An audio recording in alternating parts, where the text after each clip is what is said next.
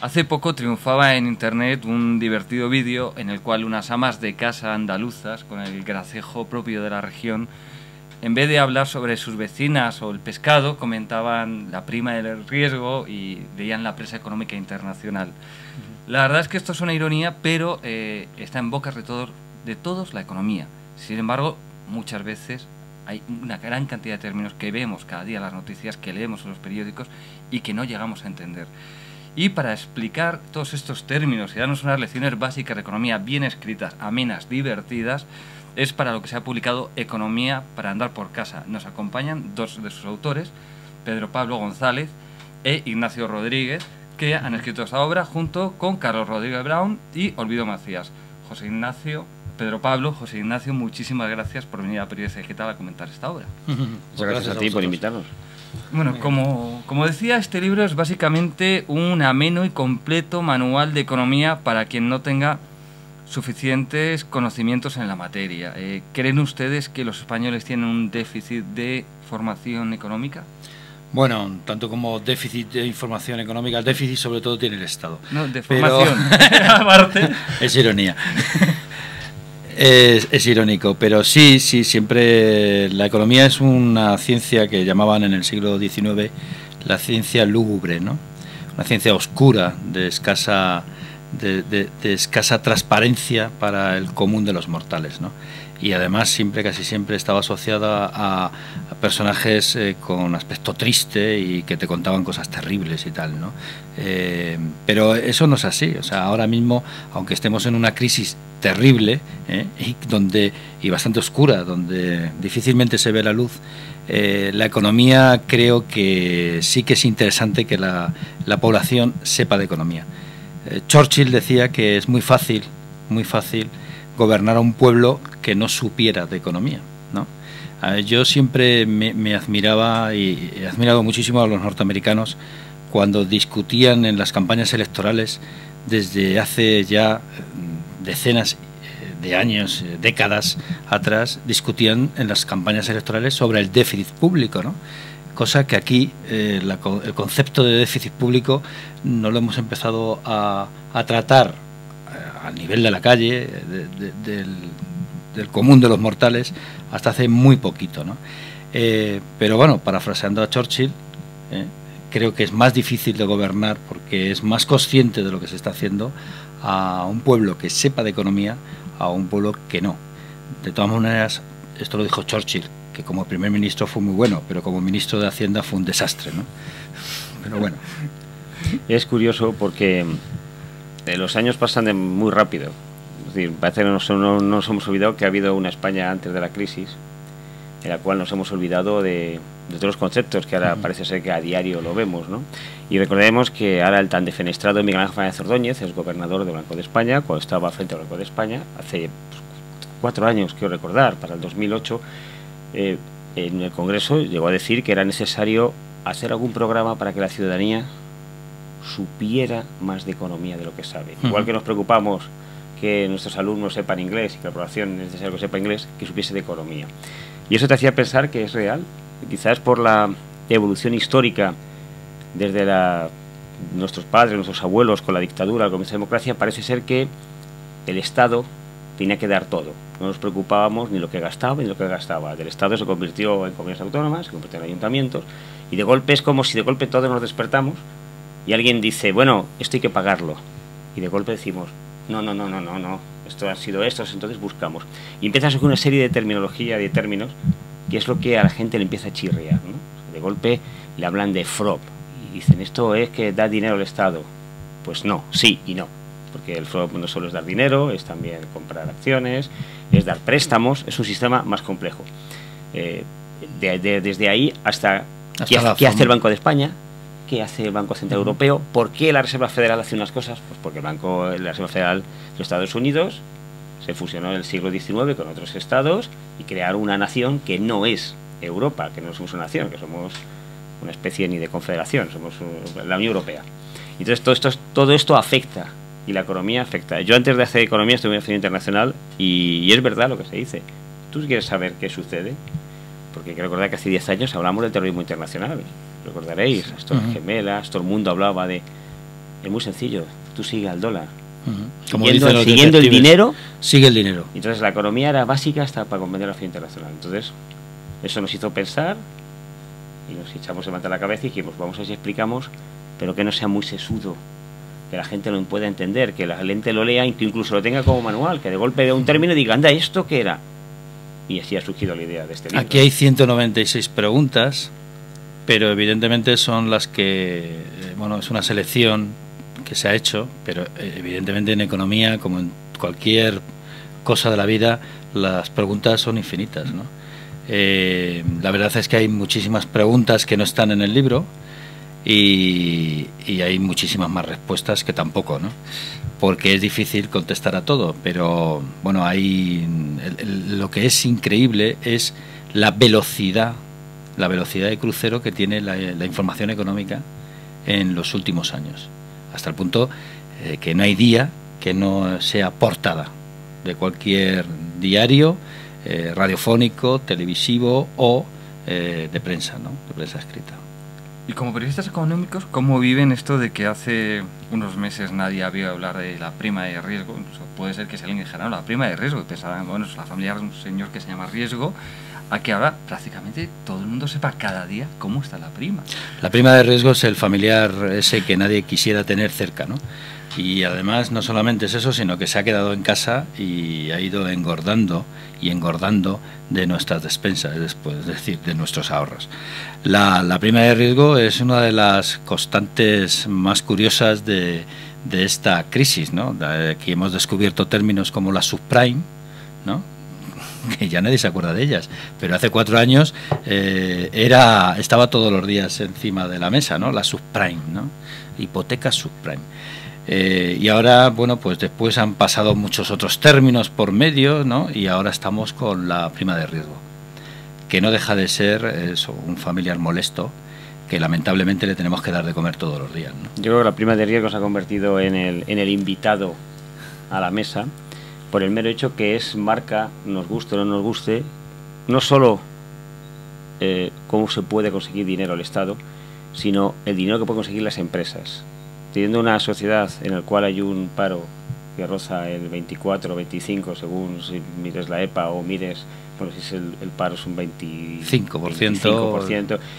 Claro, si las empresas no tienen facilidad de liquidez, no pueden coger dinero en un proceso que estamos de descenso significativo de compra y ventas, pues claro, y las empresas te van a decir cuando te despiden, no, es que yo no puedo conseguir dinero porque no me lo dan los bancos, pero eso las pymes, pero las grandes empresas no pueden salir al mercado exterior porque tienen que pagar a un interés del 6, del 7, del 8, y entonces claro, de golpe tú estás en paro. Yo creo que eso ha influido en las dos cosas. Si tuvieras una sociedad en la cual hubiese un paro del 5 o 6%, en la prima de riesgo, yo estoy convencido de que no estaría, estaríamos a un nivel de Bélgica, es decir, por debajo de Francia, sin duda alguna. Entonces, no, nos daría igual, las empresas, bueno, pagarían un poco más, un 2%, pero al final, esto es como decía un periodista holandés una vez, dice, el problema de la burbuja de España es que no hay trabajo, porque si de golpe tú dices que hay que hacer un ajuste en Holanda, o hay que hacer un ajuste en regiones ricas que hay en Europa, bueno, pues hay un ajuste, pero tú sigues trabajando, sigues cobrando. Puedes estar un mes sin consumir, 2, pero al tercer mes dices, hombre, pues ya que tengo este dinero, es absurdo, pues, y al final, lentamente es como la sangre que entra en el cuerpo, pero si la sangre no entra en el cuerpo, que es lo que pasa en nuestra economía, pues... Sencillamente la prima de riesgo es eso. Es la temperatura quizá más fiel de los mercados, del grado de confianza que tiene un inversor en un país, ¿no? En este caso nosotros. Es así y es un problema porque la desconfianza, evidentemente, con esa prima de riesgo tan horonda, pues la desconfianza es igual de grande, ¿no? Y sin dinero, este mecanismo que tenemos montado como sistema económico, pues difícilmente funciona. Es el aceite que engrasa todo el sistema, ¿no? Bueno, la verdad es que todo el libro es a tenor de esta explicación de la prima de riesgo, creo que bastante amena y comprensible. Y yo quería volver a preguntar a ustedes sobre la falta de formación económica de los ciudadanos, esta falta de formación que permite que sea fácilmente gobernado, como usted decía. Pero yo quiero preguntar, ¿quién ha abusado más de la falta de conocimiento, ya no solo de cuestiones de macro, microeconomía, cuestiones como productos financieros? ¿Los políticos, ciertas cajas y bancos, sobre todo las cajas muchas veces detrás están los políticos, algunos sectores económicos que han querido vender productos haciendo creer que iban a crecer su precio sin parar? Bueno, evidentemente el fallo del sistema, sobre todo el gran responsable son los políticos, que son los que tienen que solucionar precisamente los fallos y errores que pueda cometerse en el sistema. Vamos a ver, has dado en el clavo en dos cuestiones. Una, cómo están las cuentas públicas de este país, responsable el gobierno. ¿Qué ha ocurrido con la comercialización de ciertos productos financieros por parte de entidades como las cajas de ahorro, llámese acciones preferentes, bonos convertibles, también por bancos? ¿Quién es el que está detrás? Detrás está la supervisión de quién depende, del Banco de España. ¿Quién lo dirigía hasta hace escasamente un mes? Un político. Es decir, al final siempre encuentras a un político. ¿Quién decide y quién cambia las leyes que provocan que los tipos de interés en todo el mundo bajen de una manera tan increíblemente que es imposible? Bueno, es que se ve durante muchos años que tienes intereses negativos, es decir, por debajo de la inflación. Pues es una decisión política, es decir, la decide la Reserva Federal de los Estados Unidos para acabar con la crisis de las .com, como reconoció Alan Greenspan, o la tienes también con los sistemas de cambio que se introduce cuando se introduce el euro, donde se establecen, por ejemplo, en realidad una devaluación de la peseta encubierta en la época de Rodrigo Rato y de Aznar, ¿no? Es decir, las decisiones al final las toman los políticos. Y entre medias hay intereses donde hay empresarios o entidades que intentan aprovecharse de esa situación. Por eso es importante que haya cuanta más información, mejor, ¿no? Y cuanta más información y más conocimiento tenga la gente, pues será más difícil engañarla con sistemas o abusar de ellas con productos financieros que en este país se ha firmado productos con acciones preferentes, se han firmado con la huella digital del dedo, lo cual es increíble, ¿no? Pero es así, es tan lamentable como eso, ¿no? Tu pregunta es curiosa porque tú mismo has dado la respuesta sin darte cuenta. Es que los políticos no saben de economía. Es que y los que saben no saben, hay gente que sabe, pero muchos no saben. Entonces, la clave está en que ahora que estamos con rumores de que si disminuyen parlamentos, si que recortan políticos, al final tú dices, es que lo que hay detrás no son tantos políticos, lo que hay son muchos asesores, porque muchos políticos no saben de economía. Es triste decirlo, pero no saben. Entonces, su capacidad de reacción muchas veces, como comentaba Ignacio, la actualidad no es que corre, es que vuela. Es que lo que va por la mañana, por la tarde no vale. Es decir, muchas veces nosotros con nuestro programa nos sucede. Tenemos de cómo ha ido la mañana y resulta que a las 5 de la tarde todo lo que ha habido hasta ese momento no vale. Es como si empezara de cero. Claro, todo lo que digan los políticos del día después sobre lo mañana es que ya no vale. No tienen esa capacidad de hacer. Hay políticos que saben de economía. Y hay una serie de personas puestas por políticos, en el caso de las cajas, y de algunas entidades que son de gente que dedica a la banca, que sí que es verdad, como decía Ignacio, que ha utilizado pues instrumentos financieros muy complejos para personas que no solo tengan formación, es que no sabían leer ni escribir. Entonces, claro, a lo mejor había que cambiar también en estos apartados. Alguien tiene que ser responsable. O sea, tú a una persona que no sabe leer y escribir no le puedes ofrecer una serie de productos engañándole. Entonces, eso sí, pero a su vez hay políticos que yo creo que también se han despertado de golpe y han dicho, oye, es que esto no puede funcionar así. Pero yo estoy de acuerdo con Ignacio en que hay tanto organismos como leyes para controlarlo todo. Otra cosa es que algunos no lo controlen o no lo han querido controlar. No hayan mirado para otro lado. Ellos sabrán por qué, ¿no? Bueno, yo tengo que confesarles que me han fastidiado en buena medida la siguiente pregunta que pensaba plantearles. O sea, yo les quería decir que ustedes no entran en un debate que está bastante vivo en realidad ahora mismo entre keynesianos, aunque muchos ni siquiera se definan con ese término, y liberales. Ustedes no entran, pero no. Sí se nota cierta tendencia, cierto peso de una divertida desconfianza y sana desconfianza hacia las soluciones ofrecidas por los políticos, y ustedes lo están demostrando. Sí, claro, yo les quería preguntar si esto era solo influencia del profesor Carlos Rodríguez Brown, muy querido en esta casa porque siempre nos atiende muy bien, pero viéndolos ustedes, digo, me ha fastidiado la respuesta. Es evidente que la comparten todos los autores de este libro, la desconfianza total. Bueno, yo siempre, y muy divertida, además. La historia de la libertad y la historia de la democracia es una lucha constante contra el poder. Eso para empezar, pero eso no es una cuestión de influencia de Rodríguez Brown, aunque él piense lo mismo. Es una constatación de la experiencia personal a lo largo de años de ver cómo se comporta el poder. Bueno, pero confesarán ustedes que muchos periodistas, no solo económicos, de otras materias, no tienen esa desconfianza hacia el poder. Bueno, supongo les habrá ido mejor. No lo sé, es que cada uno tiene su experiencia. O sea, yo siempre... una de las gran suerte que tenemos en Europa es que gozamos de un sistema de libertad y de democracia que lamentablemente no se tiene en otros continentes, en otras zonas, ¿no? Y aún así, la democracia es imperfecta, ¿no? Y el sistema capitalista, que normalmente se asocia a la democracia, también es bastante imperfecto, y lo estamos viendo con esta crisis. Es decir, no es casi inmoral, vamos, no es que sin el casi, es inmoral tener un 25% de desempleo. O sea, eso es increíble. En una democracia que ocurra eso, en cualquier sociedad, pero en una democracia donde la capacidad de protesta tiene que estar a flor de piel, me parece increíble que tengamos todavía que sufrir una tasa de paro del 25% y entre los jóvenes del 50%. Bien, no es para desconfiar de los políticos. O sea, simplemente con eso, o sea, es que esa tasa de paro, de desempleo, te lleva a la desconfianza. Dicho esto, el libro no es ideológico y no defiende ideas liberales ni ideas keynesianas. Yo soy de la opinión que cada momento tiene su receta. Y lamentablemente en esta crisis se intentan establecer recetas del pasado de crisis anteriores. Y no tienen por qué ser las mismas, porque nunca una crisis es igual a la anterior. Siempre cada crisis se sale con su propia receta.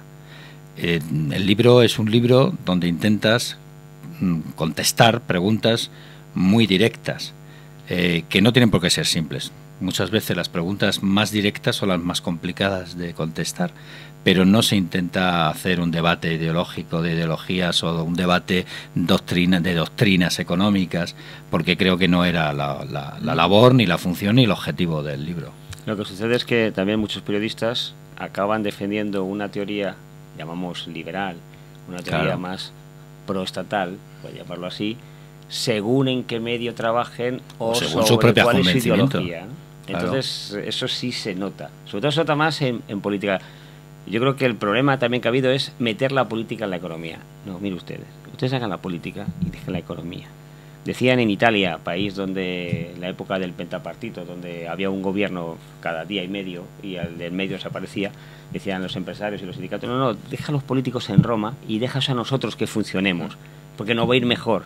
Bueno, pues quizás en eso sí que estamos de acuerdo con Rodríguez Brown.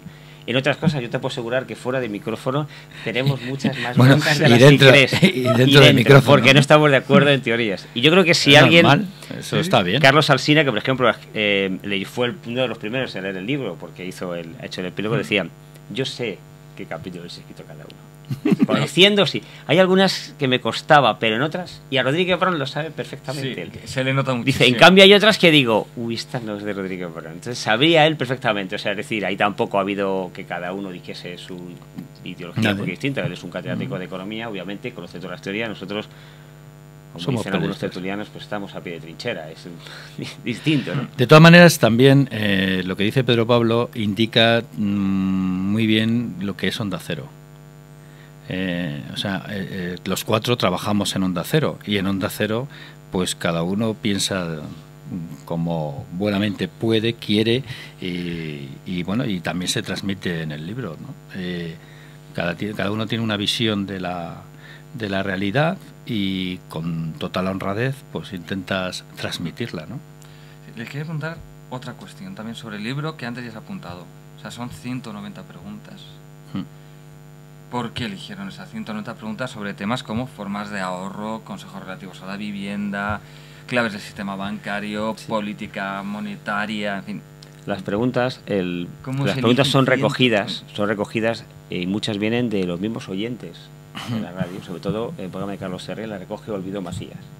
Entonces, ante el volumen, yo creo que eran al principio unas más, 200 y poco más Sí. eran. Lo que pasa es que luego, al distribuir cómo tenemos que hacer las preguntas, nos damos cuenta que algunas están contestadas dentro de otras, las ponemos nosotros mismos. Yo creo que he puesto un par de ellas, luego te has puesto también una o dos más, y Rodrigo habrán otras. Es decir, que van surgiendo y dices, oye, y van surgiendo según vas escribiendo el libro, van surgiendo nuevas preguntas y eliminando otras porque en la propia contestación pues van...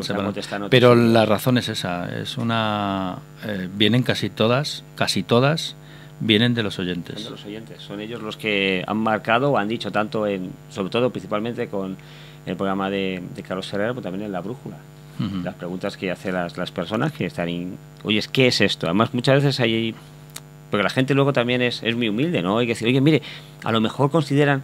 Eso es un correo muy habitual que nos llega. Consideran que es que debería de saberlo. No, usted no tiene por qué saberlo. Pero es que tanto hablan de este tema. ¿Qué es esto que lo han explicado? Bueno, pues se explica otra vez, si no pasa nada. Si además, la radio es eso. La radio es redundancia. Hay que explicar y volver otra vez a contar las cosas y tal. De todas maneras, lo que sí se ve es que desde que escribimos el libro y empezamos en la Feria del Libro a distribuirlo, y pues ves que nos están llegando otra vez un montón de preguntas que, bueno, pues no sabemos si los volveremos a contestar en próximas ediciones, pero llegan muchísimas preguntas a la radio de gente interesada en economía, y además está muy bien porque ves que hay una reacción y una contestación de la gente que es de agradecer. Bueno, pues si se animan a sacar otra edición con las nuevas preguntas, invitados quedan en Periodista Digital, eso ya lo saben. Muchas gracias. Eso es. Además, un tema que ha dicho Ignacio, siempre, eso lo mantenemos tanto en las redes sociales, donde estamos bastante activos los tres, con el profesor Diego Brown. Es una frase que siempre digo y que cogí de un periodista, de Andrea Zanoni, que trabaja en Digital Plus. Se puede hablar de todo, claro, y se puede discutir, pero siempre con un buen rollito. O sea, si acabamos en el insulto o acabas en él, entonces ya se acaba todo. Siempre hay que mantener... Hay demasiada crispación y hay un bucle pesimista en exceso. Estos días ha estado por Madrid Agnus Deaton, que ha ganado el premio de formación en la Fundación BBVA, y me decía que llevaba una semana en Madrid y le había llamado la atención dos cosas. Una, que la población española estaba como muy informada de información financiera, como muy sobrepreocupada. Es decir, yo estaba en Grecia, venía a Portugal y hasta en Irlanda, países donde puedes decir, bueno, pues es más habitual que estén, sobre todo nuestros vecinos portugueses, donde hasta les han quitado el sueldo. Es decir, que la paga extra de verano no la cobran por estar intervenidos. Es que esto es así. Y bueno, y luego la segunda es como la vía de escapatoria, que era la Eurocopa. Eran los dos focos que había notado en este país, ¿no? Entonces es curioso que un economista de su prestigio llegue a esa conclusión. Y yo creo que sí, y hay un cierto bucle pesimista. Es decir, la situación está mala y tenemos que saber convivir dentro de la situación que vivimos, pero hay como un exceso. E incluso en la profesión hay algunas veces que algunos titulares pero normal, deberíamos de levantar un poco el pie, pero eso informar, normal, pero no recargar. Y hay algunas veces, yo por lo menos en mi opinión, en algún medio, en algún titular, en páginas digitales se puede ver, algunas veces que el hecatombe viene ya. Yo ahí no, mira, voy a discrepar. Muy bien, así me gusta. Eso está muy bien. Oh. Los periodistas lo que hacen es reflejar lo que está ocurriendo en la calle. Y entonces, pues hay periodistas, digamos, que tienen su visión de lo que está ocurriendo, más pesimistas de lo que somos nosotros, que somos gente pues más alegre, con más capacidad de sufrimiento. Pues yo entiendo que el entorno en el que viva cada uno... La verdad es que cada medio, cada gente, cada persona, pues ve la realidad de diferente manera y lo transmite en sus medios de esa manera, ¿no? De esa forma, y evidentemente la primera luz que te llega o la primera imagen que te llega de una información es el titular. Eso es evidente. Después ves que la información es prácticamente idéntica en todos los medios, y lo que cambia realmente es el titular, que no deja de ser nada más que el estado anímico de ese medio, ¿no? Y cada uno tenemos nuestros propios titulares, ¿no? O sea que en los titulares la economía sí es un estado de ánimo. La economía casi siempre es un estado de ánimo, incluso Keynes lo decía, ¿no? Lo de animal spirits, ¿no? Y yo creo que además, unas veces, yo lo siento, pero es que lo he visto durante estos últimos años. Algunos medios utilizan los titulares con muchos fines políticos. Bueno. Y eso hay que tener cuidado. Y eso, decir, sí se ve, porque además la misma noticia en medios distintos uno lo puede ver rápidamente. O sea, Pero al margen de esto, yo creo diciendo que... Decía un oyente, Mi abuela dice que esto no está tan mal, que es que son los periodistas que nos están exagerando. Hombre, yo, pero eso es matar a los mensajeros, yo creo que yo no mato, la realidad yo ni mato al está mensajero, complicada. ni mato a la abuela del pobre oyente que no lo dijo, pobrecita mía. Pero en ocasiones yo sí que creo que hay un exceso de carga, ¿no? Es decir, quizás hay que verlo todo con perspectiva. Quiero decir, la situación está muy mala y el entorno de cada uno es muy mal, y el que esté en el paro lo está pasando muy mal, y el que se le acabe todo está muy mal. Pero una pareja que trabajan los dos, que siguen cobrando los dos, no pueden pensar que esto se hunde mañana y se ponen la venda antes de la herida. Hombre, a la guerra no te puedes poner la venda. Cuando te pegan porque además te se va a infectar cuando entre la bala. Entonces, tú te pones te tapas la herida y te la curas cuando te han pegado el tiro. Mientras tanto, puedes vivir normal, porque si poco a poco todos nos retrocedemos para atrás y no hacemos nada, es en ese concepto sí. En el otro, por supuesto, 25% de paro, gente que no tiene futuro, unos jóvenes que acaban formación, da igual, tanto de formación profesional o universidad, y no ven su futuro, y no ven claro, o ven contratos que no es que sean mini-job, porque una cosa es el mini-job, que es trabajar unas horas, y otra cosa es, con el sueldo del mini-job, trabajar 10 horas, que son dos cosas muy distintas. Entonces, toda esta situación... Ese es el minisalario, no es el mini-job. Efectivamente, toda esta situación sí que tiene que enfadar a la gente. Pero yo me diría a un entorno general, de personas que tengan su trabajo, que los hay, que más o menos su vida, si lo miran de 2 años a esta parte, es la misma, con más impuestos. Esto sí es verdad, tiene Rodrigo Brown, hay más impuestos porque nos han metido más, pero menos eso tú dices, oyes. Hombre, además ¿Y por qué? España es un país con Frena. Potencial de crecimiento, con gente muy capaz, con empresas muy poderosas, con empresas que están luchando en todo el mundo. Hace Newsweek, Wall Street Journal hace poco, y tanto también Financial Times, entre palo y palo que nos dan siempre los anglosajones, pues también hablaban de la capacidad de competencia y de competitividad de empresas, de grandes empresas españolas, ¿no? Creo que la situación, bueno, no hace falta repetirlo, está mal y hay un pesimismo asentado en la sociedad. Creo que el pesimismo es dañino a largo plazo, ¿no? Roosevelt decía que no había que tener miedo al miedo cuando estaban en lo más hondo del crack de los años 30, ¿no? Creo que este país tiene grandes oportunidades para salir adelante, tiene grandes empresas, los líderes empresariales hay algunos que están al primer nivel, tenemos el liderazgo en sectores económicos. Hace 30 años había libros en España que decían que el textil no tenía futuro. Ahora resulta que las grandes empresas textiles del mundo en la distribución textil son españolas, ¿no? Lo cual te indica que somos capaces de hacer cosas y de competir con los demás, ¿no? La cuestión es si somos capaces de dirigir todas las fuerzas de una manera unificada hacia el mismo objetivo. Les quería, permítanme, entrar en la actualidad. El famoso rescate, línea de crédito al sector bancario, como quieran llamarlo, aquí parece que se habla de realidades distintas según quien hable de ella. ¿Lo vamos a terminar pagando los ciudadanos? Pero eso no te capa la menor duda.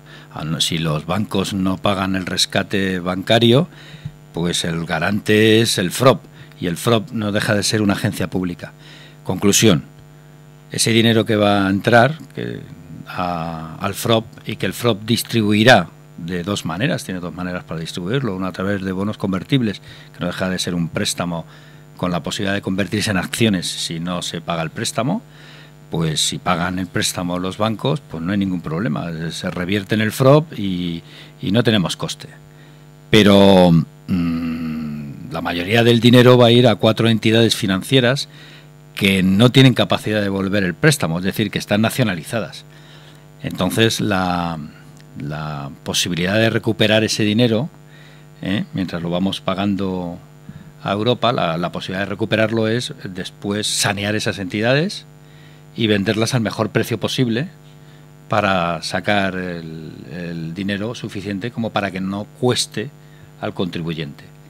Estas son operaciones complicadas, pero España ya se ha enfrentado en el pasado a crisis bancarias muy duras. En los años 80 desaparecieron 50 entidades financieras en la crisis bancaria de los 80. Evidentemente no eran entidades tan grandes como las de ahora, pero también eran mucho más y había menos herramientas y detrás no estaba Europa ayudando. pero se tiene experiencia. Es decir, el Banco de España lo que hay que hacer es que hacer caso a los inspectores, a los profesionales que hay allí, que son de muy alto nivel del Banco de España, para sacar adelante a estas entidades. Y yo creo que si se hace bien el coste, pues se podrá reducir el coste a la ciudadanía, se podrá reducir considerablemente. Sí, estoy de acuerdo. Sí, lo ha contado Ignacio completamente. Esto va a costar dinero, es decir, no tiene más historia, porque al La final cuestión es que cueste lo menos posible. Línea de crédito, préstamo, intervención, abducción, o como tú quieras llamarlo, es un dinero que da un fondo europeo, del cual formamos partes todos, que lo dan porque, independiente que te lo den a ti o se lo den a tu vecino, es que si tú no pagas está el Estado detrás. Por lo tanto, al final está el Estado, y el Estado no es una empresa de automóviles que vende coches y cogen el Estado, somos todos con nuestros impuestos. Es así, entonces por lo tanto sí nos va a afectar. Pero no corremos entonces el riesgo de repetir la jugada de bancos que no responden porque saben que al final va a aparecer papá Estado a rescatarle. No, lo que hay que hacer es ser más, primero, hay que supervisar mejor las entidades financieras, cosa que a pesar de que los inspectores del Banco de España alertaban ya desde el año 2006 de problemas, pues algunas personas, pues en vez de hacer su labor, estaban haciendo política. Volvemos a lo de antes, es decir, cuando no se hace lo que hay que hacer, cuando no se es responsable y no te responsabilizas de lo que tienes que hacer, caiga quien caiga, pues al final la bola de nieve de los problemas financieros se agrava. Cuando en el año 2008 todos los países occidentales, sea Estados Unidos, el Reino Unido, Alemania, Francia, Bélgica, Holanda, Austria, estaban inyectando dinero en sus propios bancos, pero cantidades del orden de 750.000 millones de dólares Estados Unidos en una sola tarde, 300.000 millones de euros Alemania en un banco malo, que es una sociedad que donde se salvó a muchísimos bancos regionales, el 85% del capital de Royal Scotland Bank es del Estado, casi la mitad del Lloyds, es decir, se introdujo, Northern Rock se quebró y se intervino y se vendió, es decir, en aquella época, en el 2008-2009, prácticamente todos los países occidentales de Europa y también Estados Unidos intervinieron en la banca para precisamente que no se les cayera todo el sistema financiero. En esa época, en 2009, aquí estábamos diciendo que teníamos el mejor sistema financiero del mundo, cuando resulta que ya había cartas de los inspectores del Banco de España de años anteriores advirtiendo que se estaba organizando una muy gorda. Es decir, creo que alguien no ha hecho bien sus deberes. Yo creo que lo que había que hacer es cambiar parte de la legislación, primero para evitarlo y que no se pueda producir. Yo creo que los ciudadanos no pueden aceptar que se dé un dinero, que es la imagen que se tiene en general, de 100.000 millones a unas entidades cuyas gestiones, no tanto actuales, sino como hace 2 o 3 años, vienen arrastrando la situación y los agujeros que hay ahora. Gente que se ha ido con, todo lo hemos visto, pues tanto en la Comunidad Valenciana como en Galicia, como en la Comunidad de Madrid, pues con algunas situaciones, incluso en Cataluña, con personas que se han retirado con unas pensiones y se han retirado con unos bonus por un trabajo no hecho. Porque tú al final dices, bueno, mi objetivo era vender 1.000 piezas, he vendido 1.100, puedes discutir que la empresa te dé el bonus, pero tú has cometido. Pero tú no es que has vendido las 1.000 piezas, es que has dejado un agujero de 5.000 y te has llevado el bonus.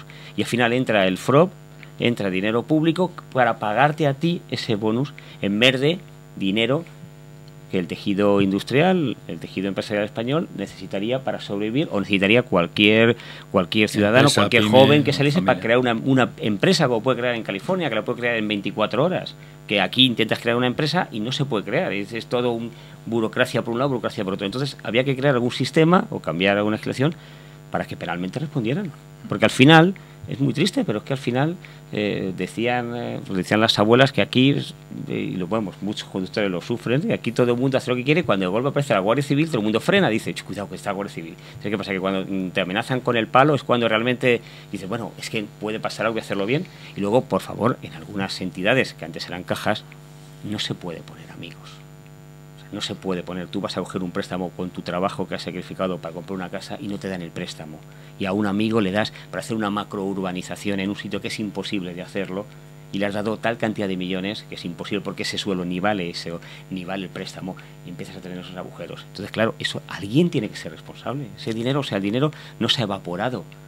Entonces, sí, pero también no generalicemos porque aquí hay una especie de satanización a la banca. Si parece que la banca es mala, es decir, la banca es mala porque le vemos que tienen todo el dinero que tienen y es verdad, pero hay entidades que pueden asumir perfectamente lo que está pasando y lo han hecho bien. Te puede gustar o no. Pero luego, curiosamente, muchos políticos que critican a esa banca son los que más préstamos reciben también de esa banca que critican, ¿no? Entonces, seamos un poco coherentes, ¿no? Me parece a mí. El problema de la generalización de las dificultades que está pasando el sistema financiero es tremenda, porque al final se mete a todo el mundo en el mismo saco, lo hayas hecho bien o lo hayas hecho mal. Para ser muy claro y muy conciso, en este país los problemas financieros vienen solamente de una parte, o sobre todo de una parte, que son los actuales bancos que antiguamente eran cajas de ahorro, que estaban dirigidas por políticos, vale. O sea, es que al final terminamos en el mismo sitio, Sí, dirigida por políticos. Y el Banco Valencia era de Bancaja, por cierto, sí, o sea, que era una filial de Bancaja, con lo cual privada, al final pero también, dirigida por una caja, eso no hay que olvidarlo. es decir, al final terminas en lo mismo, es decir, falta de control del riesgo, falta del control de responsabilidad en la dirección de la entidad y después utilización de los consejos de administración de esas entidades, de las cajas de ahorro, para pagar favores políticos a gente que es del partido, del partido correspondiente y de los sindicatos. Y de los sindicatos. Y se ha metido todo el mundo, porque aquí muchos ahora sacan la pancarta, pero se han llevado el dinero, que en teoría era para el partido y para el sindicato, sí, pero tú eras miembro del Consejo de Administración, independientemente de lo que cobraran, y no ha hecho su trabajo de controlar a esa entidad, que por cierto eran entidades públicas, y al final mira cómo han terminado, pues intervenidas. Bueno, y para terminar, quería una valoración general. ¿Ustedes creen que el gobierno sabe lo que está haciendo en economía?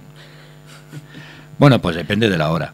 Pero el problema es que es tan difícil, vamos a ver, la situación es tan difícil, es tan complicada que me da la sensación de que hay veces transmiten improvisación. Ellos te dicen que sí, que saben perfectamente lo que están haciendo, pero la sensación que tienes desde fuera es que hay veces que les pilla la realidad con el pie cambiado. Es decir, esto va tan deprisa que cuando ya tienes un plan lo tienen que cambiar de nuevo porque la realidad va más deprisa que tus decisiones. Esto está ocurriendo en la Unión Europea, no solamente en España. Es decir, la toma de decisiones de la Unión Europea se está revelando de una lentitud insufrible, ¿no? O sea, no puede ser que vayamos a agotar todo el mes de junio para decidir, entre otras cosas, qué hacemos con los bancos españoles. O sea, nos hemos gastado un mes, ¿no? Pero es que todavía la cumbre de jefes de Estado y de Gobierno del día 28-29 veremos a ver qué es lo que sale de ahí. Es decir, todo va muy lento en la Unión Europea. La toma de decisión política en un gobierno como el español tendría que ser mucho más rápido, ya que tiene mayoría absoluta, pero vemos que también adolece de lentitud. Y os voy a poner solamente, ya que hablamos de la banca, os voy a poner lo que ha ocurrido con la banca. El gobierno, nada más llegar al poder, en un acto de rapidez inaudita, en el mes de febrero, aprueba una reforma bancaria. Y todo el mundo dice, jolines, qué veloz es el ministro de Economía, Luis de Guindos, ¿no? Bueno, es tan veloz que 2 meses después aprueba otra reforma bancaria, ¿no? Y es tan veloz que ahora estamos viendo que la tercera reforma bancaria te la ha aprobado Europa, ¿no? ¿A través de qué? Pues a través de esa ayuda, línea de crédito, préstamo, rescate, inyección o como quieras denominarlo. Es decir, la realidad va más deprisa que la toma de decisiones y por eso esa sensación de improvisación a veces se transmite a la ciudadanía. Ellos dicen que no, que lo tienen todo muy claro y lo tienen todo muy controlado. Espero que sea verdad.